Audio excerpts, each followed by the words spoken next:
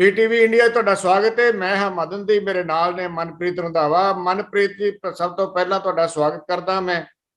ਔਰ ਅੱਜ ਫੇਰ ਕਿਉਂਕਿ ਮਾਹੌਲ ਹਾਲੇ ਚੋਣਾਂ ਦਾ ਹੈ, ਪ੍ਰਚਾਰ ਹਾਲੇ ਜਾਰੀ ਹੈ। ਕੱਲ ਪ੍ਰਚਾਰ ਬੰਦ ਹੋਣਾ, ਸ਼ਾਮ ਤੱਕ ਪ੍ਰਚਾਰ ਹੋਊਗਾ ਹਾਲੇ। ਔਰ ਅੱਜ ਇੱਕ ਵਾਰ ਫਿਰ ਜਿਵੇਂ ਕਿ ਅਸੀਂ ਵੇਖ ਰਹੇ ਹਾਂ, ਸਾਰੀਆਂ ਪਾਰਟੀਆਂ ਦੇ ਜਿਹੜੇ ਮੁੱਖ ਨੇਤਾ ਆ ਉਹ ਪੂਰੇ ਜ਼ੋਰ ਸ਼ੋਰ ਨਾਲ ਲੱਗੇ ਹੋਏ ਆ। ਅੱਜ ਅਬੋਹਰ ਦੇ ਵਿੱਚ ਪ੍ਰਧਾਨ ਮੰਤਰੀ ਨੇ ਸੰਬੋਧਨ ਕੀਤਾ। ਉਹਨਾਂ ਦੇ ਸੰਬੋਧਨ ਦੇ ਵਿੱਚ ਕੋਈ ਕੱਲ ਤੋਂ ਕੋਈ ਵੱਖਰਾ ਕੁਝ ਹੈ ਨਹੀਂ ਸੀ, ਪਰ ਫਿਰ ਵੀ ਅਸੀਂ ਗੱਲ ਕਰਾਂਗੇ। ਇਸ ਤੋਂ ਇਲਾਵਾ ਜਿਹੜੇ ਦਾਅਵੇ ਕੀਤੇ ਜਾ ਰਹੇ, ਖਾਸ ਕਰਕੇ ਕਾਂਗਰਸ ਦੇ ਮੁੱਖ ਮੰਤਰੀ ਚਰਨਜੀਤ ਸਿੰਘ ਚੰਨੀ ਵੱਲੋਂ ਔਰ ਆਮ ਆਦਮੀ ਪਾਰਟੀ ਦੇ ਮੁਖੀ ਅਰਵਿੰਦ ਕੇਜਰੀਵਾਲ ਵੱਲੋਂ।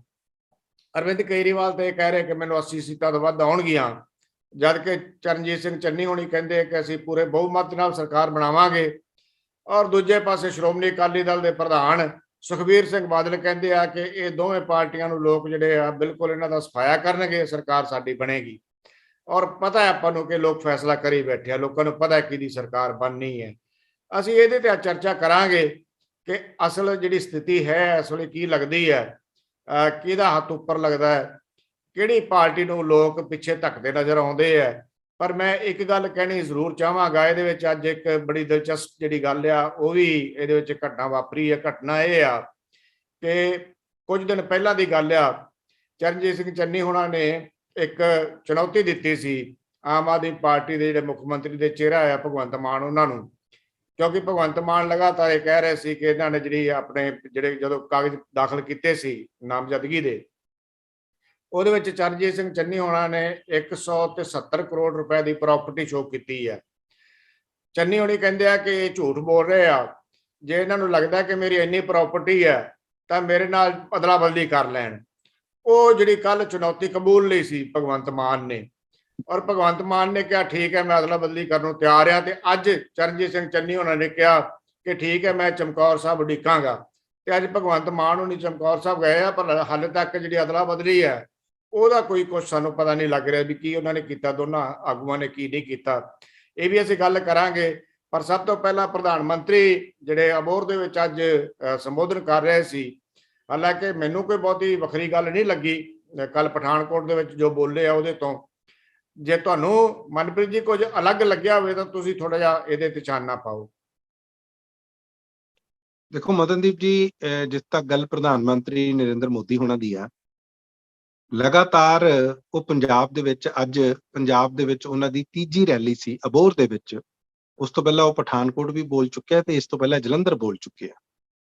ਲਗਾਤਾਰ ਉਹਨਾਂ ਦਾ ਇੱਕ ਹੀ ਗੱਲ ਤੇ ਜ਼ੋਰ ਆ ਕਿ ਇੱਕ ਵਾਰੀ ਸਾਨੂੰ 5 ਸਾਲਾਂ ਲਈ ਮੌਕਾ ਦਿਓ, ਯਾਨੀ ਕਿ ਭਾਰਤੀ ਜਨਤਾ ਪਾਰਟੀ ਨੂੰ ਪੰਜਾਬ ਦੇ ਵਿੱਚ ਮੌਕਾ ਦਿਓ ਤੇ ਉਹ ਕਹਿੰਦੇ ਪੰਜਾਬ ਦੀ ਕਾਇਆ ਪਲਟ ਦਾਂਗੇ। ਬੜੇ ਦਾਅਵੇ ਨੇ ਉਹਨਾਂ ਦੇ। ਇੱਕ ਗੱਲ ਉਹ ਹੋਰ ਕਰਦੇ ਆ, ਉਹ ਕਹਿੰਦੇ ਡਬਲ ਇੰਜਨ ਦੀ ਜਿਹੜੀ ਸਰਕਾਰ ਆ ਉਹ ਆਊਗੀ, ਯਾਨੀ ਕਿ ਸੈਂਟਰ ਦੇ ਵਿੱਚ ਵੀ ਭਾਰਤੀ ਜਨਤਾ ਪਾਰਟੀ ਦੀ ਸਰਕਾਰ ਹੋਵੇ ਤੇ ਸੂਬੇ ਦੇ ਵਿੱਚ, ਪੰਜਾਬ ਸੂਬੇ ਦੇ ਵਿੱਚ ਵੀ ਭਾਰਤੀ ਜਨਤਾ ਪਾਰਟੀ ਦੀ ਜਦੋਂ ਸਰਕਾਰ ਹੋਊਗੀ ਤੇ ਕਹਿੰਦੇ ਫਿਰ ਡਬਲ ਇੰਜਨ ਦੀ ਸਰਕਾਰ ਹੋਊਗੀ ਤੇ ਉਸੇ ਰਫ਼ਤਾਰ ਦੇ ਨਾਲ ਡਿਵੈਲਪਮੈਂਟ ਹੋਊਗੀ, ਪ੍ਰੋਗਰੈਸ ਹੋਊਗੀ, ਉੱਨਤੀ ਹੋਊਗੀ।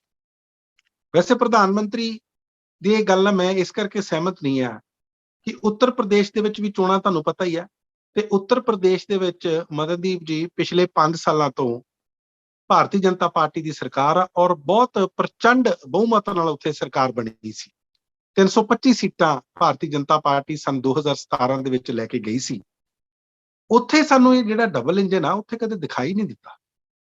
ਤੁਸੀਂ ਇਹ ਦੇਖੋ ਕਿ ਜੇ ਸੰਨ 2017 ਤੋਂ ਜਦੋਂ ਅਖਿਲੇਸ਼ ਯਾਦਵ ਛੱਡ ਕੇ ਗਏ ਆ, ਉਸ ਟਾਈਮ ਮੈਂ ਤੁਹਾਨੂੰ CMIE ਜਿਹੜੀ ਸੈਂਟਰ ਫॉर ਮੋਨੀਟਰਿੰਗ ਜਿਹੜੀ ਇਕਨੋਮੀ ਹੈਗੀ ਹੈ ਇੰਡੀਆ ਦੀ, SMIE ਇੱਕ ਏਜੰਸੀ ਆ, ਉਹ ਇਹ ਸਾਰੀ ਇਕਨੋਮੀ ਨੂੰ ਦੇਖਦੇ ਆ, ਪ੍ਰੋਵੈਸ ਕਰਕੇ ਉਹਨਾਂ ਦਾ ਇੱਕ ਡਾਟਾਬੇਸ ਆ। ਉਹ ਕਹਿੰਦੇ ਜਦੋਂ ਅਖਿਲੇਸ਼ ਯਾਦਵ ਛੱਡ ਕੇ ਗਏ ਆ ਤੇ ਸ਼ੁਰੂ ਦੇ ਵਿੱਚ 6.78 ਜਾਂ ਉਸ ਤੋਂ ਬਾਅਦ 7% ਨਾਲ GDP ਦੀ ਗਰੋਥ ਹੋ ਰਹੀ ਸੀ, ਗ੍ਰੋਸ ਡੋਮੈਸਟਿਕ ਪ੍ਰੋਡਕਟ ਦੀ। ਤੇ ਜਦੋਂ ਉਹ ਛੱਡ ਕੇ ਜਾਂਦੇ ਆ ਤੇ ਲਗਭਗ 10% ਦੇ ਨਾਲ ਉਹ ਗਰੋਥ ਵੱਧ ਰਹੀ ਸੀ। ਯੂਪੀ ਦੀ, ਉੱਤਰ ਪ੍ਰਦੇਸ਼ ਦੀ ਜਿਹੜੀ ਗਰੋਥ ਹੋ ਰਹੀ ਸੀ। ਤੁਸੀਂ ਦੇਖੋ ਭਾਰਤ ਸਰਕਾਰ ਅਕਸਰ ਗੱਲ ਕਰਦੀ ਆ ਔਰ ਉਹਨਾਂ ਦਾ ਇੱਕ ਡ੍ਰੀਮ ਹੁੰਦਾ, ਸੁਪਨਾ ਹੁੰਦਾ ਕਿ ਕਾਸ਼ ਭਾਰਤ ਦੀ ਜਿਹੜੀ ਗਰੋਥ ਆ ਉਹ ਵੀ ਡਬਲ ਡਿਜਿਟ ਦੇ ਵਿੱਚ ਹੋਵੇ, 10% ਜਾਂ ਇਸ ਤੋਂ ਵੱਧ ਹੀ ਹੋਵੇ। ਲੇਕਿਨ ਉਸ ਤੋਂ ਬਾਅਦ ਅਖਿਲੇਸ਼ ਯਾਦਵ ਦੀ ਸਰਕਾਰ ਆਉਂਦੀ ਆ, ਮਾਫ ਕਰਨਾ, ਯੋਗੀ ਆਦਿੱਤਿਆਨਾਥ ਦੀ ਸਰਕਾਰ ਆਉਂਦੀ ਆ, ਤੇ ਜੇ ਆਪਾਂ ਕੋਵਿਡ ਕਾਲ ਦਾ ਪੀਰੀਅਡ ਕੱਢ ਵੀ ਦੇਈਏ, 2 ਸਾਲ ਕੱਢ ਦਈਏ, ਤਾਂ ਉਹੀ ਗਰੋਥ 4% ਤੇ ਆ ਜਾਂਦੀ ਆ। ਅੱਜ ਦੀ ਤਾਰੀਖ ਦੇ ਵਿੱਚ ਉਹ ਜਿਹੜੀ ਗਰੋਥ ਆ ਉਹ ਲਗਭਗ 4% ਤੱਕ ਰਹਿ ਜਾਂਦੀ ਹੈ, ਤੇ ਜੇ ਕੋਵਿਡ ਕਾਲ ਵਿੱਚ ਜੋੜਨਗੇ ਤਾਂ ਨੈਗੇਟਿਵ ਚਲੀ ਜਾਂਦੀ ਹੈ। ਮੇਰਾ ਕਹਿਣ ਦਾ ਮਤਲਬ ਆ ਕਿ ਜਿਹੜੀਆਂ ਡਬਲ ਇੰਜਨ ਦੀਆਂ ਸਰਕਾਰਾਂ ਜਿਸ ਤਰ੍ਹਾਂ ਦੇ ਦਾਅਵੇ ਹੁੰਦੇ ਆ, ਉਸ ਤਰ੍ਹਾਂ ਦੇ ਦਾਅਵੇ ਸਾਨੂੰ ਵੇਖਣ ਨੂੰ ਨਹੀਂ ਮਿਲਦੇ। ਇੱਕ ਗੱਲ ਹੋਰ ਕਹਿੰਦੇ, ਮੈਂ ਤਾਂ ਤੁਹਾਨੂੰ ਯੂਪੀ ਦੀ ਉਦਾਹਰਨ ਦੇ ਰਿਹਾ ਕਿ ਜਦੋਂ ਇਹ ਡਬਲ ਇੰਜਨ ਦੀਆਂ ਸਰਕਾਰਾਂ ਕਹਿੰਦੇ ਆ ਕਿ ਕੀ ਉਹਦੇ ਵਿੱਚ ਸੱਚਾਈ ਕਿੰਨੀ ਕਾ। ਇੱਕ ਮਦਨਦੀਪ ਜੀ ਹੋਰ ਗੱਲ ਕਹੀ ਜਾਂਦੀ ਆ ਕਿ ਲਾਅ ਐਂਡ ਆਰਡਰ ਬਹੁਤ ਸੁਧਰ ਗਿਆ।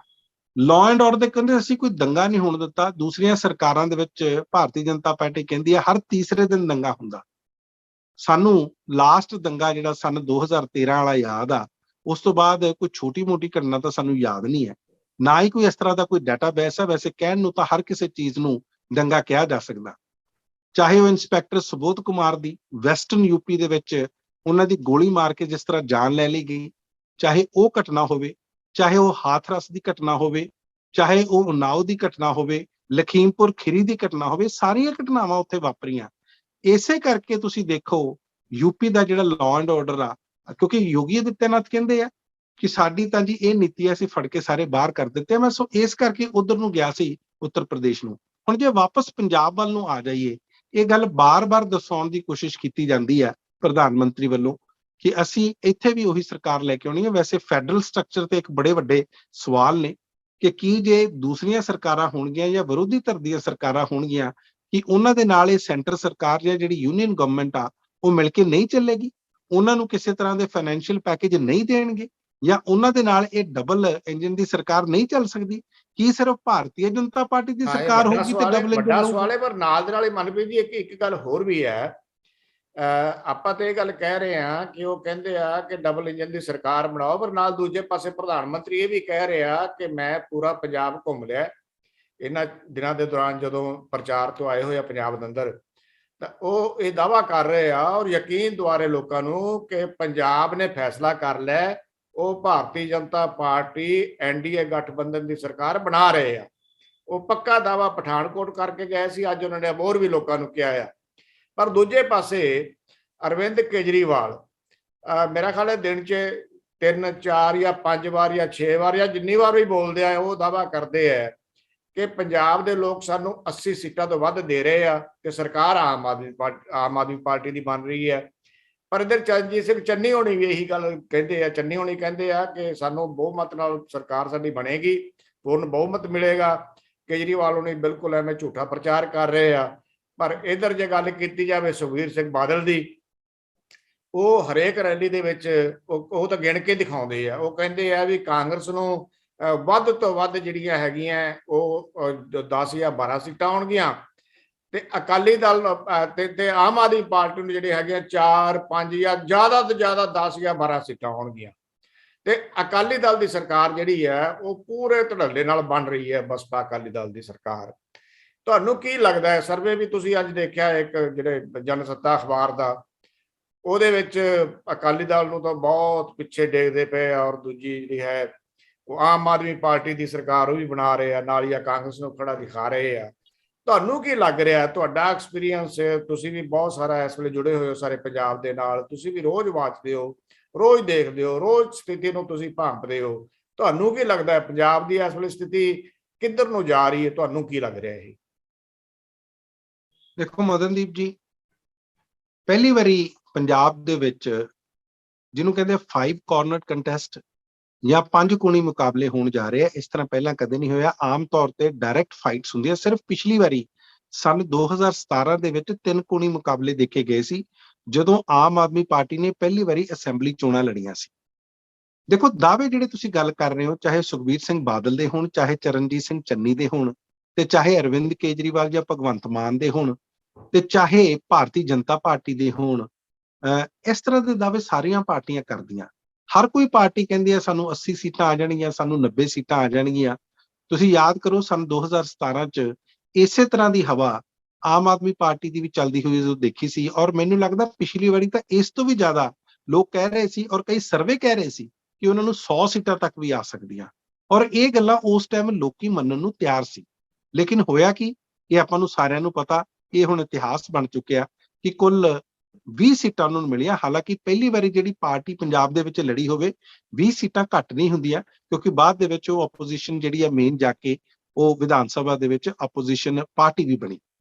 ਹੁਣ ਜਿਹੜੀ ਤੁਸੀਂ ਗੱਲ ਕਰਦੇ ਹੋ ਕਿ ਇਸ ਟਾਈਮ ਪੰਜਾਬ ਦਾ ਮਾਹੌਲ ਕੀ ਆ, ਦੇਖੋ ਸਰਵੇ ਆਪਣੀ ਜਗ੍ਹਾ, ਮੈਂ ਚਾਹੁੰਦਾ ਕਿ ਜਾਂ ਤਾਂ ਐਤਕੀ ਸਰਵੇ ਠੀਕ ਹੋ ਜਾਣ ਤਾਂ ਕਿ ਇਹਨਾਂ ਸਰਵੇਜ਼ ਦੀ ਕੋਈ ਭਰੋਸੇਯੋਗਤਾ ਬਣ ਸਕੇ, ਕੋਈ ਕ੍ਰੈਡੀਬਿਲਿਟੀ ਬਣ ਸਕੇ।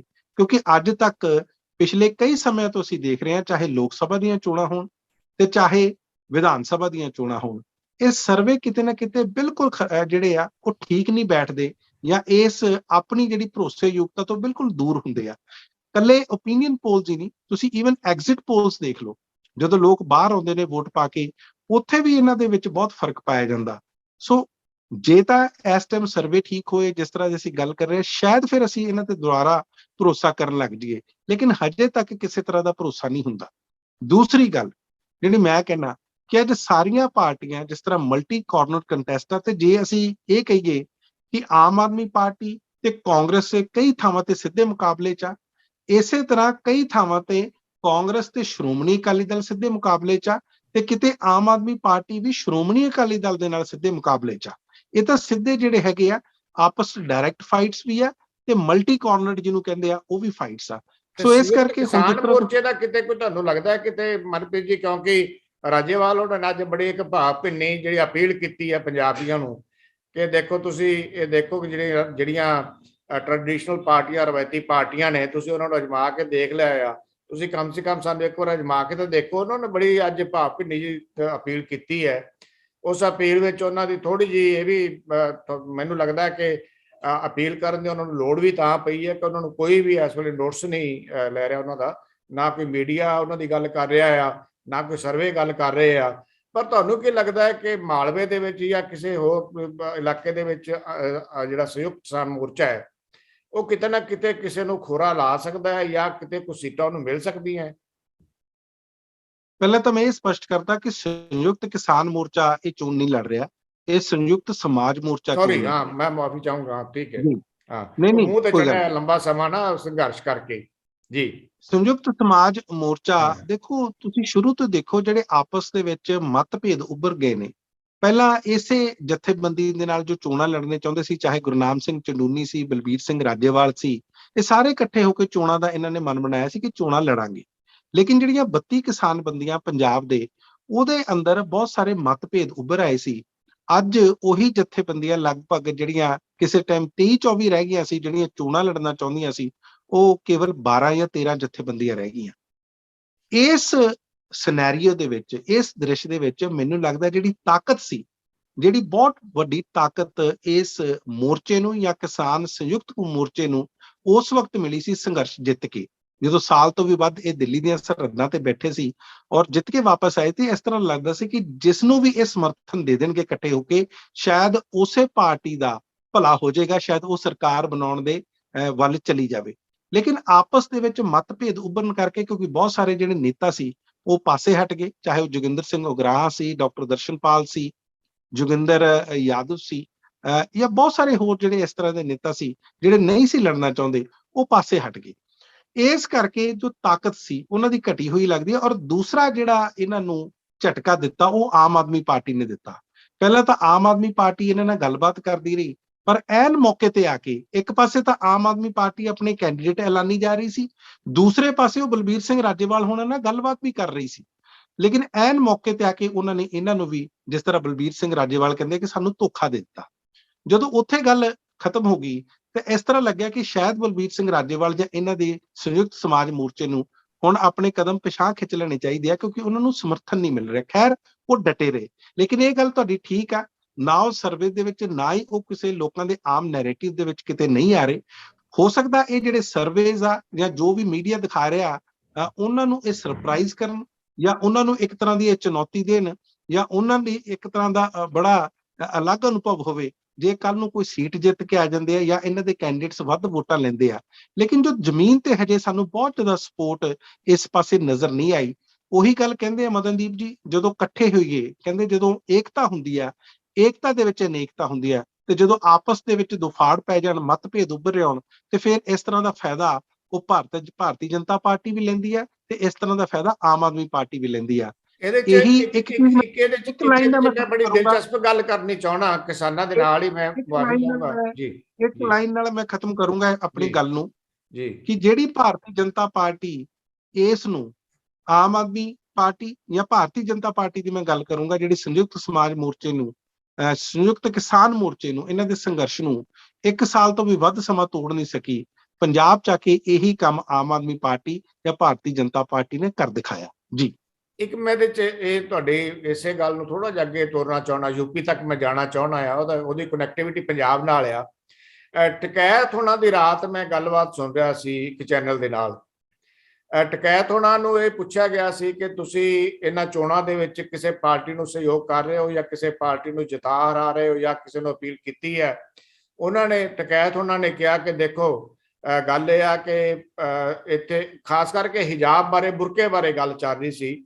ਬੁਰਕੇ ਨੂੰ ਲੈ ਕੇ ਕਹਿ ਰਹੇ ਸੀ ਕਿ ਜਿਸ ਤਰ੍ਹਾਂ ਬੁਰਕੇ ਦਾ ਵਿਰੋਧ ਕੀਤਾ ਜਾ ਰਿਹਾ ਹੈ, ਤੁਸੀਂ ਇਹਦੇ ਬਾਰੇ ਕੀ ਤੁਹਾਡੇ ਕੀ ਵਿਚਾਰ ਹੈ, ਤੁਹਾਡੀ ਕੀ ਟਿੱਪਣੀ ਹੈ। ਤਾਂ ਉਹਨਾਂ ਨੇ ਇਹ ਗੱਲ ਕਹੀ ਸੀ, ਦੇਖੋ ਇਹ ਇੱਥੇ ਹਿਜਾਬ ਦਾ ਰੌਲਾ ਨਹੀਂ ਹੈਗਾ, ਇੱਥੇ ਹਿਸਾਬ ਦਾ ਰੌਲਾ ਹੈ। ਕਹਿੰਦਾ ਕਿ ਜਿਹੜੀ ਪਾਰਟੀ ਹਿਜਾਬ ਦਾ ਰੌਲਾ ਪਾ ਰਹੀ ਹੈ, ਉਹਨਾਂ ਨੇ ਸਿੱਧਾ ਭਾਰਤੀ ਜਨਤਾ ਪਾਰਟੀ ਦੇ ਉੱਪਰ ਦੋਸ਼ ਲਾਇਆ ਸੀ ਕਿ ਉਹ ਹਿੰਦੂ ਮੁਸਲਮਾਨ ਦੰਗੇ ਕਰਾਉਣਾ ਚਾਹੁੰਦੀ ਹੈ, ਪਰ ਲੋਕ ਸਿਆਣੇ ਹੋ ਚੁੱਕੇ ਆ, ਕਿਸਾਨੀ ਮੁੱਦੇ ਹੈਗੇ ਆ ਬਰਕਰਾਰ ਨੇ, ਸਾਡੇ ਸਾਰੇ ਮਾਮਲੇ ਬਰਕਰਾਰ ਨੇ। ਕਿਸਾਨਾਂ ਦਾ ਜਿਹੜਾ ਕਾਤਲ ਸੀ ਉਹਨੂੰ ਸਜ਼ਾ ਦਿਵਾਉਣੀ ਜਿਹੜੀ ਹੈਗੀ ਆ, ਉਹਦੀ ਮੰਗ ਸਾਡੀ ਬਰਕਰਾਰ ਆ। ਉਹਦੇ ਫਾਦਰ ਨੂੰ ਜਿਹੜਾ ਕੈਬਨਿਟ ਦੇ ਵਿੱਚੋਂ ਬਾਹਰ ਕਰਨ ਦੀ ਸਾਡੀ ਮੰਗ ਬਰਕਰਾਰ ਆ। ਸੋ ਕਹਿੰਦੇ ਕਿ ਅਸੀਂ ਉੱਤੇ ਡਟੇ ਹੋਏ ਹਾਂ। ਚੋਣਾਂ ਤੋਂ ਬਾਅਦ ਜੇ ਸਾਨੂੰ ਦੁਬਾਰਾ ਫਿਰ ਅੰਦੋਲਨ ਦੀ ਲੋੜ ਪਈ ਤਾਂ ਅਸੀਂ ਅੰਦੋਲਨ ਦੁਬਾਰਾ ਕਰਾਂਗੇ। ਇਹ ਮੈਂ ਤਾਂ ਗੱਲ ਕਰ ਰਿਹਾ ਕਿ ਰਾਜੇਵਾਲ ਉਹਨਾਂ ਨੂੰ ਸ਼ਾਇਦ ਦੁਬਾਰਾ ਉੱਥੇ ਵਾਪਸ ਵੀ ਜਾਣਾ ਪੈ ਸਕਦਾ ਅੰਦੋਲਨ ਦੇ ਵਿੱਚ। ਸੋ ਇਹ ਮਾਮਲਾ ਤਾਂ ਠੀਕ ਹੈ। ਦੂਜੇ ਪਾਸੇ ਜਿਹੜੀ ਅਸੀਂ ਗੱਲ ਕਰ ਰਹੇ ਸੀ ਕਿ ਕਿਹੜੀ ਪਾਰਟੀ ਦੀ ਸਥਿਤੀ ਕੀ ਹੈ, ਇਹਦੇ ਵਿੱਚ ਇੱਕ ਆਮ ਚਰਚਾ ਸਾਰੇ ਪਾਸੇ ਸੁਣਨ ਨੂੰ ਮਿਲ ਰਹੀ ਹੈ। ਉਹ ਚਾਹੇ ਤੁਸੀਂ ਸੋਸ਼ਲ ਮੀਡੀਆ ਤੁਸੀਂ ਔਨ ਕਰ ਲਓ, ਉਹਦੇ ਵਿੱਚ ਗੱਲ ਚੱਲ ਰਹੀ ਹੈ। ਜੇ ਤੁਸੀਂ ਟੈਲੀਵਿਜ਼ਨ ਔਨ ਕਰੋਗੇ ਉਹਦੇ ਵਿੱਚ ਵੀ ਗੱਲ ਚੱਲ ਰਹੀ ਹੈ। ਜੇ ਆਪਾਂ ਅਖਬਾਰਾਂ ਨੂੰ ਦੇਖਾਂਗੇ ਉਹਦੇ ਵਿੱਚ ਵੀ ਚਰਚਾ ਚੱਲ ਰਹੀ ਹੈ ਕਿ ਪ੍ਰਧਾਨ ਮੰਤਰੀ ਹੈ ਉਹ ਰਾਧਾ ਸਵਾਮੀ ਦੇ ਜਿਹੜੇ ਮੁਖੀ ਹੈ ਉਹਨਾਂ ਨੂੰ ਮਿਲੇ, ਉਸ ਤੋਂ ਬਾਅਦ ਅਮਿਤ ਸ਼ਾਹ ਉਹਨਾਂ ਨੂੰ ਮਿਲੇ ਆ।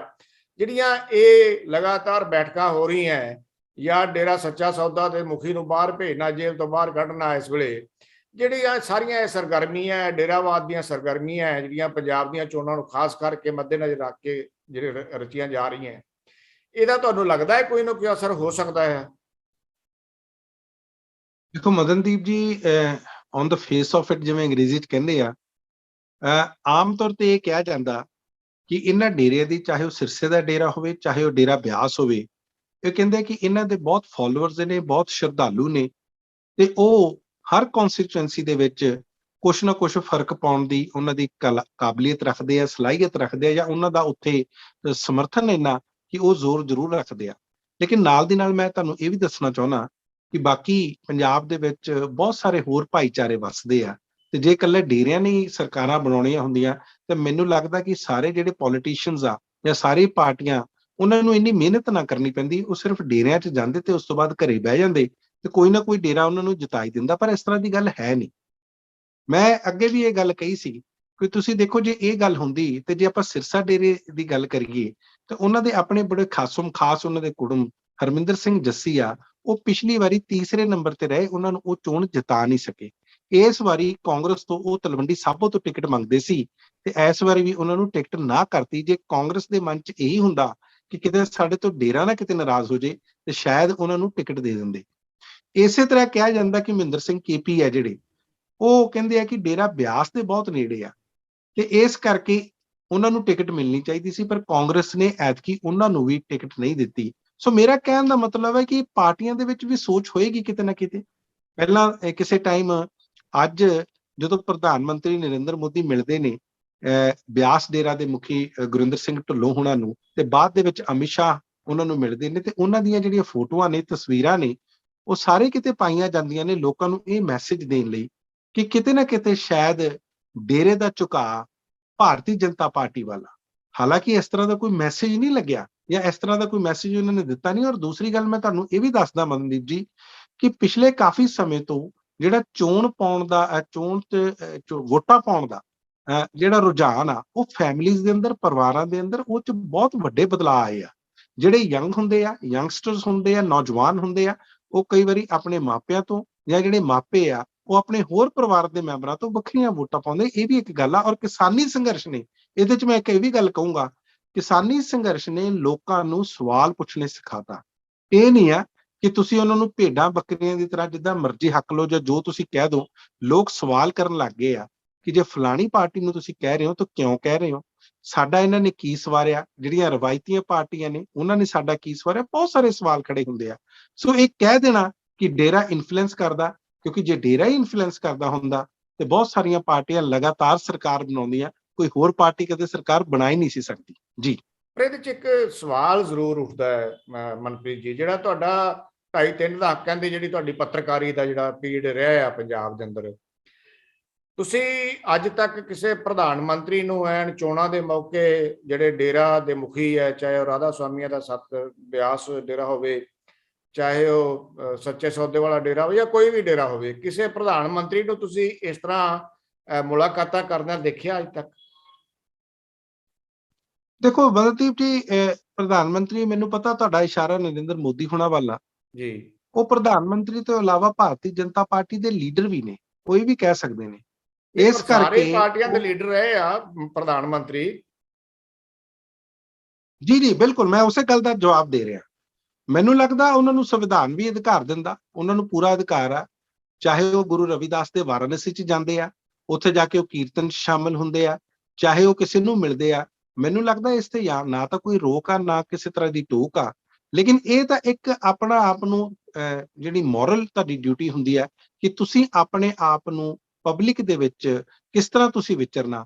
ਅੱਜ ਹੀ ਮੈਂ ਡਾਕਟਰ ਮਨਮੋਹਨ ਸਿੰਘ ਦੀ ਵੀ ਇੱਕ ਜਿਹੜੀ ਆ ਉਹ ਪ੍ਰੈਸ ਕਾਨਫਰੰਸ ਸੁਣ ਰਿਹਾ ਸੀ, ਉਹਨਾਂ ਦਾ ਵੀ ਇੱਕ ਮੈਸੇਜ ਸੀ।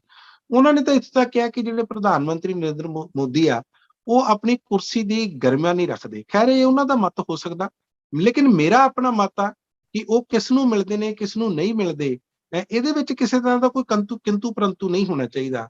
ਉਹ ਇੱਥੋਂ ਭਾਰਤ ਦੇ ਨਾਗਰਿਕ ਨੇ, ਕਿਸੇ ਕੋਈ ਡੇਰਾ ਦੇ ਮੁਖੀ ਹੋ ਸਕਦੇ ਆ ਜਾਂ ਕੋਈ ਮੁਖੀ ਨਹੀਂ ਵੀ ਹੋ ਸਕਦੇ। ਇਹਦੇ ਵਿੱਚ ਪਿਛਲੇ ਦਿਨਾਂ ਦੇ ਵਿੱਚ ਅਮਿਤ ਸ਼ਾਹ ਅਕਾਲ ਤਖਤ ਸਾਹਿਬ ਦੇ ਜਥੇਦਾਰ ਨੂੰ ਵੀ ਮਿਲਿਆ, ਉਹਨਾਂ ਨਾਲ ਵੀ ਉਹਨਾਂ ਨੇ ਬੰਦ ਕਮਰੇ 'ਚ ਮੀਟਿੰਗ ਕੀਤੀ ਆ। ਸੋ ਇਹਨਾਂ ਤੇ ਮੈਨੂੰ ਲੱਗਦਾ ਇਹ ਤਾਂ ਸਿਰਫ ਜਿਹੜੀਆਂ ਪਾਰਟੀਆਂ ਦੂਸਰੀਆਂ ਉਹ ਕਿੰਤੂ ਪਰੰਤੂ ਕਰਦੀਆਂ, ਪਰ ਇਹ ਤੇ ਸਾਨੂੰ ਕਿਸੇ ਤਰ੍ਹਾਂ ਦਾ, ਮੈਨੂੰ ਲੱਗਦਾ ਪ੍ਰਧਾਨ ਮੰਤਰੀ ਇਹਨਾਂ ਕਰਕੇ ਸਵਾਲਾਂ ਦੇ ਘੇਰੇ 'ਚ ਤਾਂ ਨਹੀਂ ਆਉਂਦੇ, ਇਹ ਮੇਰਾ ਮੰਨਣਾ। ਇਹ ਮੇਰਾ ਤਾਂ ਸਵਾਲ ਸੀ ਕਿ ਚੋਣਾਂ ਦੇ ਨੇੜੇ ਆ ਕੇ ਡੇਰਾ ਦੇ ਮੁਖੀਆਂ ਨੂੰ ਮਿਲਣਾ ਔਰ ਰਾਜਨੀਤੀ ਕਰਨੀ, ਉਹ ਵੀ ਪ੍ਰਧਾਨ ਮੰਤਰੀ ਵੱਲੋਂ ਚੋਣਾਂ ਦੇ ਵਿੱਚ ਰਾਜਨੀਤੀ ਕਰਨੀ, ਡੇਰਾਵਾਦ ਦੀ ਰਾਜਨੀਤੀ ਕਰਨੀ। ਡੇਰਾਵਾਦ ਦੀ ਰਾਜਨੀਤੀ ਹਮੇਸ਼ਾ ਪੰਜਾਬ ਦੇ ਵਿੱਚ ਜਿਹੜੀ ਹੈ ਵਿਵਾਦਾਂ 'ਚ ਰਹੀ ਹੈ, ਅਸੀਂ ਜਾਣਦੇ ਹਾਂ ਚੰਗੀ ਤਰ੍ਹਾਂ। ਔਰ ਉਹਨਾਂ ਵਿਵਾਦਾਂ ਨੂੰ ਅੱਖੋਂ ਪਰੋਖੇ ਕਰਕੇ ਜਦੋਂ ਚੋਣਾਂ ਦਾ ਮਾਹੌਲ ਹੋਵੇ ਫਿਰ ਤੁਸੀਂ ਉਸੇ ਰਾਜਨੀਤੀ ਦੇ ਵਿੱਚ ਪ੍ਰਧਾਨ ਮੰਤਰੀ ਪੈ ਰਹੇ ਹੋਣ, ਤਾਂ ਇਸ ਕਰਕੇ ਸਵਾਲ ਥੋੜਾ ਜਿਹਾ ਉੱਠਦਾ ਆ। ਇਹੀ ਵਜ੍ਹਾ ਸੀ ਕਿ ਮੈਂ ਸਵਾਲ ਕੀਤਾ ਆ। ਔਰ ਮੈਨੂੰ ਇਹ ਲੱਗਦਾ ਹੈ, ਸ਼ਾਇਦ ਤੁਹਾਨੂੰ ਵੀ ਲੱਗਦਾ ਹੋਵੇ, ਕਿ ਬੇਸ਼ੱਕ ਭਾਰਤੀ ਜਨਤਾ ਪਾਰਟੀ ਪੰਜਾਬ ਵਿੱਚ ਸਰਕਾਰ ਬਣਾਉਣ ਦੀ ਸਥਿਤੀ ਵਿੱਚ ਨਹੀਂ ਹੈਗੀ, ਪਰ ਅਗਲੀ ਵਾਰ ਜੇ ਚੋਣਾਂ ਲੜਨੀਆਂ 5 ਸਾਲ ਬਾਅਦ ਫਿਰ, ਤਾਂ ਕਮ ਸੇ ਕਮ ਇਹ ਦਾਅਵਾ ਕਰਨ ਜੋਗੇ ਹੋਣ, ਜਾਂ ਹੁਣ ਜਦੋਂ ਐਨਾਲਿਸਿਸ ਕਰਨਗੇ ਕਿ ਅਸੀਂ ਪੰਜਾਬ ਦੇ ਵਿੱਚ ਕੀ ਕਾਰਗੁਜ਼ਾਰੀ ਕੀਤੀ, ਤਾਂ ਘੱਟੋ ਘੱਟ ਜਿਹੜੀ ਵੋਟ ਪਰਸੈਂਟੇਜ ਆ ਜੇ ਉਹ ਵੀ ਨਹੀਂ ਦਿਖਾਉਂਦੇ, ਫਿਰ ਤਾਂ ਉਹ ਪੰਜਾਬ ਤੋਂ ਬਿਲਕੁਲ ਬੇਦਾਵਾ ਹੋ ਚੁੱਕੇ ਆ। ਫਿਰ ਤਾਂ ਉਹਨਾਂ ਦਾ ਕੋਈ ਦਾਅਵਾ ਹੀ ਨਹੀਂ ਰਿਹਾ। ਮੇਰਾ ਕੱਲ ਵੀ ਇਸ ਤਰ੍ਹਾਂ ਦੀ ਸ਼ਾਇਦ ਕੋਸ਼ਿਸ਼ ਕਰ ਰਹੇ ਹੋਣ, ਮੈਂ ਤਾਂ ਸਵਾਲ ਕੀਤਾ ਸੀ। ਹਾਂ ਬਿਲਕੁਲ ਕਰ ਰਹੇ ਹੋਣਗੇ, ਔਰ ਉਹਨਾਂ ਦਾ ਪੂਰਾ ਹੱਕ ਬਣਦਾ, ਕਿਉਂਕਿ ਉਹ ਭਾਰਤੀ ਜਨਤਾ ਪਾਰਟੀ ਦੇ ਲੀਡਰ ਆ। ਜੇ ਕੋਈ ਪ੍ਰਧਾਨ ਮੰਤਰੀ ਹੁੰਦਾ ਉਹ ਆਪਣੀ ਪਾਰਟੀ ਦੇ ਲਈ ਵੀ ਪ੍ਰਚਾਰ ਕਰਦਾ, ਇਸ ਤੇ ਵੀ ਕਿਸੇ ਤਰ੍ਹਾਂ ਦੀ ਕੋਈ ਸੰਵਿਧਾਨ ਦੀ ਰੋਕ ਨਹੀਂ ਹੈ। ਸੋ ਮੈਨੂੰ ਨਹੀਂ ਲੱਗਦਾ ਕਿ ਉਹ ਇਸ ਦੇ ਵਿੱਚ ਕੋਈ ਅਨੋਖਾ ਕੰਮ ਕਰ ਰਿਹਾ। ਜੇ ਪਹਿਲੇ ਪ੍ਰਧਾਨ ਮੰਤਰੀ ਕਿਸੇ ਨੂੰ ਨਹੀਂ ਮਿਲੇ ਤਾਂ ਉਹਨਾਂ ਦਾ ਆਪਣਾ ਇੱਕ ਵਿਚਾਰ ਹੋ ਸਕਦਾ, ਉਹਨਾਂ ਦਾ ਆਪਣਾ ਇੱਕ ਮਤ ਹੋ ਸਕਦਾ। ਸੋ ਕਿਸੇ ਨੂੰ ਮਿਲਣਾ ਮਿਲਾਉਣਾ ਚੋਣਾਂ ਦੇ ਵਿੱਚ, ਮੈਨੂੰ ਲੱਗਦਾ ਤੁਹਾਨੂੰ ਕਿਸੇ ਵੀ ਤਰ੍ਹਾਂ ਦਾ ਨਾ ਤਾਂ ਕੋਈ ਕਾਨੂੰਨ ਤੇ ਨਾ ਕੋਈ ਸੰਵਿਧਾਨ ਤੁਹਾਡੇ ਤੇ ਰੋਕ ਨਹੀਂ ਲਾਉਂਦਾ, ਤੁਹਾਨੂੰ ਬਾਹਰ ਨਹੀਂ ਕਰਦਾ। ਜੀ ਜੀ, ਦੂਜੀ ਗੱਲ ਜਿਹੜੀ ਬੜੀ ਦਿਲਚਸਪ ਇੱਕ ਜਿਹੜੀ ਪੰਜਾਬ ਦੇ ਵਿੱਚ ਉਹ ਚਰਚਾ ਵੀ ਚੱਲੀ ਹੋਈ ਹੈ ਕਿ 2 ਮੁੱਖ ਮੰਤਰੀ ਦੇ ਚਿਹਰੇ, ਚਰਨਜੀਤ ਸਿੰਘ ਚੰਨੀ ਮੌਜੂਦਾ ਮੁੱਖ ਮੰਤਰੀ ਵੀ ਨੇ ਕਾਂਗਰਸ ਦੇ, ਔਰ ਇਸ ਤੋਂ ਇਲਾਵਾ ਆਉਣ ਵਾਲੇ ਮੁੱਖ ਮੰਤਰੀ ਦਾ ਚਿਹਰਾ ਵੀ ਉਹਨਾਂ ਦਾ ਐਲਾਨਾ ਗਿਆ ਆ। ਉਹਨਾਂ ਦੇ ਉੱਤੇ ਇੱਕ ਭਾਰਤੀ ਜਨਤਾ ਪਾਰਟੀ, ਆਮ ਆਦਮੀ ਪਾਰਟੀ ਵੱਲੋਂ ਲਗਾਤਾਰ ਹਮਲੇ ਕੀਤੇ ਜਾ ਰਹੇ ਸੀ, ਭਾਰਤੀ ਜਨਤਾ ਪਾਰਟੀ ਵੱਲੋਂ ਵੀ ਕੀਤੇ ਜਾ ਰਹੇ ਆ, ਅਕਾਲੀ ਦਲ ਵੱਲੋਂ ਵੀ ਕੀਤੇ ਜਾ ਰਹੇ ਆ, ਪਰ ਵੱਧ ਚੜ ਕੇ ਜਿਹੜੇ ਹਮਲੇ ਕੀਤੇ ਜਾ ਰਹੇ ਆ ਉਹਨਾਂ ਦੀ ਜਾਇਦਾਦ ਨੂੰ ਲੈ ਕੇ, ਉਹਨਾਂ ਦੇ ਜਿਹੜੇ ਜਿਹੜੇ ਆਪਣਾ ਭਾਣਜਾ ਨੇ ਉਹਨਾਂ ਦੇ ਜਦੋਂ ਈਡੀ ਦੇ ਛਾਪੇ ਤੋਂ ਬਾਅਦ ਖਾਸ ਕਰਕੇ ਆਮ ਆਦਮੀ ਪਾਰਟੀ ਵੱਲੋਂ ਲਗਾਤਾਰ ਇਹ ਕਿਹਾ ਜਾ ਰਿਹਾ ਹੈ ਕਿ ਚਰਨਜੀਤ ਸਿੰਘ ਚੰਨੀ ਉਹਨਾਂ ਨੇ ਜਿਹੜੇ ਪੱਤਰ ਦਾਖਲ ਕੀਤੇ ਆ ਨਾਮਜ਼ਦਗੀ ਦੇ, ਉਹਦੇ ਵਿੱਚ 170 ਕਰੋੜ ਰੁਪਏ ਦੀ ਜਾਇਦਾਦ ਉਹਨਾਂ ਨੇ ਦਿਖਾਈ ਹੈ। ਚਰਨਜੀਤ ਸਿੰਘ ਚੰਨੀ ਹੋਣੀ ਕਹਿ ਰਹੇ ਕਿ ਬਿਲਕੁਲ ਝੂਠ ਆ। ਔਰ ਭਗਵੰਤ ਮਾਨ ਨੂੰ ਉਹਨਾਂ ਨੇ ਇਹ ਗੱਲ ਕਹੀ ਕਿ ਭਗਵੰਤ ਮਾਨ, ਜੇ ਤੈਨੂੰ ਇਹ ਲੱਗਦਾ ਹੈ ਕਿ ਮੈਂ ਜਾਇਦਾਦ ਇੰਨੀ ਭਰੀ ਹੈ ਤੇ ਤੂੰ ਮੇਰੇ ਨਾਲ ਵਟਾਵਾ ਕਰ ਲਾ, ਆਪਦੀ ਜਾਇਦਾਦ ਮੈਨੂੰ ਦੇ ਦੇ, ਮੇਰੀ ਜਾਇਦਾਦ ਤੂੰ ਲੈ ਲਾ। ਉਹ ਕਬੂਲ ਨਹੀਂ ਸੀ ਚੁਣੌਤੀ ਭਗਵੰਤ ਮਾਨ ਹੋਣਾ ਨੇ। ਅੱਜ ਚਰਨਜੀਤ ਸਿੰਘ ਚੰਨੀ ਉਹਨਾਂ ਨੇ ਕਿਹਾ ਸੀ ਕਿ ਮੈਂ ਚਮਕੌਰ ਸਾਹਿਬ ਉਡੀਕਾਂਗਾ, ਤੁਸੀਂ ਆ ਜਾਓ ਤੇ ਮੇਰੇ ਨਾਲ ਪ੍ਰਾਪਰਟੀ ਅਦਲਾ ਬਦਲੀ ਕਰ ਲਓ। ਇਹ ਜਿਹੜਾ ਮਾਮਲਾ ਜਿਹੜਾ ਖਾਸ ਕਰਕੇ ਚਰਚਾ ਦਾ ਵਿਸ਼ਾ ਬਣਿਆ ਹੋਇਆ ਹੈ, ਇਹਦੇ ਪਿੱਛੇ ਕੀ ਰਾਜਨੀਤੀ ਹੈ ਮਨਪ੍ਰੀਤ ਜੀ? ਇਹ ਕੋਈ ਰਾਜਨੀਤੀ ਨਹੀਂ ਜੀ, ਇਹ ਸਿਰਫ ਅਸਲੀ ਮੁੱਦਿਆਂ ਤੋਂ ਲੋਕਾਂ ਦਾ ਧਿਆਨ ਭਟਕਾਉਣਾ ਹੈ, ਲੋਕਾਂ ਨੂੰ ਗੁੰਮਰਾਹ ਕਰਨਾ, ਲੋਕਾਂ ਨੂੰ ਮਿਸਲੀਡ ਕਰਨਾ। ਪਹਿਲੀ ਗੱਲ ਤਾਂ ਮੈਨੂੰ ਇਹ ਨਹੀਂ ਪਤਾ ਕਿ 170 ਕਰੋੜ ਦੀ ਫਿਗਰ ਕਿੱਥੋਂ ਆਈ, ਕਿਉਂਕਿ ਜਿਹੜਾ ਐਤਕੀ ਐਫੀਡੇਵਿਟ ਦਿੱਤਾ, ਵੈਸੇ ਤਾਂ ਚਰਨਜੀਤ ਸਿੰਘ ਚੰਨੀ ਕਹਿੰਦੇ ਆ ਕਿ 170 ਨਹੀਂ, ਤੁਸੀਂ ਆ ਉਹ 17 ਜਾਂ 1.70 ਕਰੋੜ ਦੀ ਹੋਣੀ ਆ, ਤੁਸੀਂ ਉਹ 'ਚ ਬਿੰਦੀ ਲਾਉਣੀ ਕਹਿੰਦੇ ਭੁੱਲ ਗਏ। ਇਹ ਤਾਂ ਉਹ ਕਹਿੰਦੇ ਆ। ਵੈਸੇ ਉਹਨਾਂ ਨੇ ਜਿਹੜਾ ਐਫੀਡੇਵਿਟ ਕੀਤਾ, ਜੋ ਮੇਰੀ ਜਾਣਕਾਰੀ ਦੇ ਮੁਤਾਬਿਕ 9 ਕਰੋੜ ਤੇ 44 ਲੱਖ ਦੀ ਬਣਦੀ ਆ, ਜੋ ਉਹਨਾਂ ਨੇ ਚੱਲ ਤੇ ਆਪਣੀ ਅਚਲ ਸੰਪत्ति ਦਿਖਾਈ ਆ। ਲੇਕਿਨ ਦੂਸਰੇ ਪਾਸੇ ਕਿਉਂਕਿ ਇਸ ਤੇ ਰਾਜਨੀਤੀ ਆ, ਇਹ ਇੱਕ ਤਰ੍ਹਾਂ ਦਾ ਅੰਗਰੇਜ਼ੀ ਦੇ ਵਿੱਚ ਕਿਹਾ ਜਾਵੇ ਕਿ ਰਿਟਾਰਿਕਾ ਲੋਕਾਂ ਤੱਕ ਪਹੁੰਚਦਾ। ਸਭ ਤੋਂ ਪਹਿਲਾਂ ਤਾਂ ਮੈਨੂੰ ਪਤਾ ਕਿ ਚਰਨਜੀਤ ਸਿੰਘ ਚੰਨੀ ਨੇ ਅਰਵਿੰਦ ਕੇਜਰੀਵਾਲ ਨੂੰ ਕਿਹਾ ਸੀ, ਕਿਉਂਕਿ ਅਰਵਿੰਦ ਕੇਜਰੀਵਾਲ ਨੇ ਹੀ ਉਹਨਾਂ ਤੇ ਹਮਲਾ ਕੀਤਾ ਸੀ 170 ਕਰੋੜ ਪ੍ਰਾਪਰਟੀ ਦਾ, ਕਿ ਇਹ ਜਿਹੜੇ ਮੁੱਖ ਮੰਤਰੀ ਹੈ ਜਿਨ੍ਹਾਂ ਨੂੰ ਰਾਹੁਲ ਗਾਂਧੀ ਜਾਂ ਪ੍ਰਿੰਕਾ ਗਾਂਧੀ ਗਰੀਬ ਕਹਿੰਦੇ ਆ, ਗਰੀਬ ਨਹੀਂ ਹੈ, ਇਹ ਤਾਂ 170 ਕਰੋੜ ਪ੍ਰਾਪਰਟੀ ਦੇ ਮਾਲਕ ਆ। ਉਸ ਤੋਂ ਬਾਅਦ ਚਰਨਜੀਤ ਸਿੰਘ ਚੰਨੀ ਹੋਣਾ ਨੇ ਕਿਹਾ ਸੀ ਕਿ ਠੀਕ ਹੈ, ਅਗਰ ਤੁਹਾਨੂੰ ਲੱਗਦਾ ਮੇਰੇ ਕੋਲ ਇੰਨੀ ਪ੍ਰਾਪਰਟੀ ਤੇ ਆਓ ਆਪਾਂ ਪ੍ਰਾਪਰਟੀ ਵਟਾ ਲਈਏ। ਅਰਵਿੰਦ ਕੇਜਰੀਵਾਲ ਨੇ ਤਾਂ ਕੋਈ ਜਵਾਬ ਨਹੀਂ ਦਿੱਤਾ, ਲੇਕਿਨ ਭਗਵੰਤ ਮਾਨ ਵਿੱਚ ਕੁੱਦ ਕੇ ਆ ਗਏ। ਉਹ ਕਹਿੰਦੇ ਆਓ ਜੋ ਮੇਰੇ ਨਾਲ ਵਟਾ ਲਓ, ਤੇ ਚਰਨਜੀਤ ਸਿੰਘ ਚੰਨੀ ਨੇ ਵੀ ਕਹਿਤਾ ਵੀ ਠੀਕ ਆ। ਜਦੋਂ ਉਹਨਾਂ ਨੇ ਕਿਹਾ, ਉਹ ਇੱਕ ਕਿਸੇ ਟੀਵੀ ਪੱਤਰਕਾਰ ਨੂੰ ਇੰਟਰਵਿਊ ਦੇ ਰਹੇ ਸੀ, ਉਹ ਕਹਿੰਦੇ ਇਸ ਤਰ੍ਹਾਂ ਕਰੋ, ਮੈਂ ਤਹਿਸੀਲ ਪਹੁੰਚਦਾ, ਆਪਾਂ ਦੋਨੇ ਤਹਿਸੀਲ ਪਹੁੰਚਦੇ ਤੇ ਕਾਗਜ਼ ਪੱਤਰ ਆਪਾਂ ਬਦਲੀ ਕਰਕੇ ਘਰ ਆਪਣੋ ਆਪਣੇ ਹੋਣਗੇ, ਤੁਸੀਂ ਆਪਣੇ ਘਰ ਚ ਰਹੋ, ਮੈਂ ਆਪਣੇ ਘਰ ਚ ਰਵਾਂਗਾ, ਪਰ ਜਿਹੜੀਆਂ ਮੇਰੀਆਂ ਪ੍ਰਾਪਰਟੀਆਂ ਨੇ ਉਹ ਆਪਾਂ ਬਦਲਾ ਲੈਂਦੇ ਆ ਤੇ ਤੁਸੀਂ ਤਹਿਸੀਲ ਪਹੁੰਚ ਜਾਓ। ਉਸ ਪੱਤਰਕਾਰ ਨੇ ਇਹ ਵੀ ਕਿਹਾ ਕਿ ਕੀ ਤੁਸੀਂ ਲਿਖ ਕੇ ਦਿੰਦੇ ਹੋ, ਉਹਨੇ ਕਾਪੀ ਵੀ ਅੱਗੇ ਕੀਤੀ ਸੀ। ਪਰ ਚਰਨਜੀਤ ਸਿੰਘ ਚੰਨੀ ਕਹਿੰਦੇ ਮੈਂ ਕੋਈ ਨਕਲੀ ਕੰਮ ਨਹੀਂ ਕਰਦਾ, ਆਪਾਂ ਤਹਿਸੀਲ ਮਿਲ ਕੇ ਉਹਨਾਂ ਨੂੰ, ਮੇਰਾ ਇਨਵੀਟੇਸ਼ਨ ਆ, ਮੈਂ ਉਹਨਾਂ ਨੂੰ ਬੁਲਾਉਣਾ ਤੇ ਉਹ ਤਹਿਸੀਲ ਪਹੁੰਚਣ।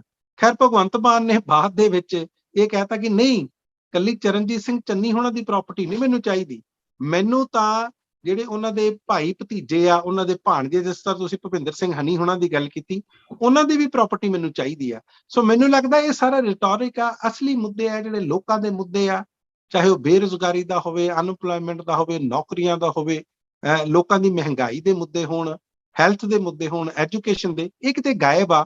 ਤੇ ਇਹਨਾਂ ਮੁੱਦਿਆਂ ਨਾਲ ਇਹ ਲੋਕਾਂ ਨੂੰ ਮਿਸਲੀਡ ਕਰਦੇ ਆ, ਭਰਮਾਉਂਦੇ ਨੇ, ਗੁੰਮਰਾਹ ਕਰਦੇ ਨੇ ਜੀ। ਪਰ ਮਨਪ੍ਰੀਤ ਜੀ, ਮੈਂ ਇੱਕ ਗੱਲ ਜਾਂਦਾ ਜਾਂਦਾ ਜ਼ਰੂਰ ਤੁਹਾਡੇ ਨਾਲ ਕਰਨੀ ਚਾਹੂੰਗਾ ਕਿ ਮੈਂ ਵੱਖ-ਵੱਖ ਟੈਲੀਵਿਜ਼ਨਾਂ ਤੇ ਜਿਹੜੇ ਪੱਤਰਕਾਰ ਫੀਲਡ ਦੇ ਵਿੱਚ ਜਾ ਰਹੇ ਆ, ਉਹਨਾਂ ਦੀ ਗੱਲਾਂ ਵੀ ਸੁਣ ਰਿਹਾ ਸੀ, ਆਮ ਲੋਕਾਂ ਨਾਲ ਖੁਦ ਵੀ ਗੱਲਾਂ ਕਰ ਰਿਹਾ ਸੀ। ਇਸ ਵਾਰ ਲੋਕ ਬਾਕੀ ਜਿਹੜੇ ਮੁੱਦੇ ਹੈਗੇ ਆ ਸਾਰੇ, ਚਾਹੇ ਉਹ ਨਸ਼ਿਆਂ ਦਾ ਮੁੱਦਾ ਸੀ ਜਾਂ ਜਿਹੜਾ ਵੀ ਸੀ, ਉਹਨੂੰ ਸਗੋਂ ਉਹਦੇ ਤੇ ਜ਼ਿਆਦਾ ਚਰਚਾ ਨਹੀਂ ਕਰ ਰਹੇ। ਜਿਹੜੀ ਤੁਸੀਂ ਗੱਲ ਕਰ ਰਹੇ ਹੋ ਇਹੀ ਮੰਗ ਕਰ ਰਿਹਾ ਕਿ ਸਾਨੂੰ ਜੀ ਸਿਹਤ ਸਹੂਲਤਾਂ ਨਹੀਂ, ਸਾਡੇ ਤੇ ਐਜੂਕੇਸ਼ਨ ਠੀਕ ਨਹੀਂ ਹੈਗੀ, ਸਾਡੇ ਤੇ ਜਿਹੜੇ ਹੋਰ ਜਿਹੜੀਆਂ ਮੁੱਢਲੀਆਂ ਸਹੂਲਤਾਂ ਆ ਉਹ ਨਹੀਂ ਮਿਲ ਰਹੀਆਂ, ਸਾਨੂੰ ਪੀਣ ਵਾਲਾ ਸਾਫ਼ ਪਾਣੀ ਨਹੀਂ ਮਿਲ ਰਿਹਾ। ਇਸ ਤਰ੍ਹਾਂ ਦੇ ਮੁੱਦੇ ਬਹੁਤ ਇਸ ਵਾਰ ਲੋਕ ਚੱਕ ਰਹੇ ਆ।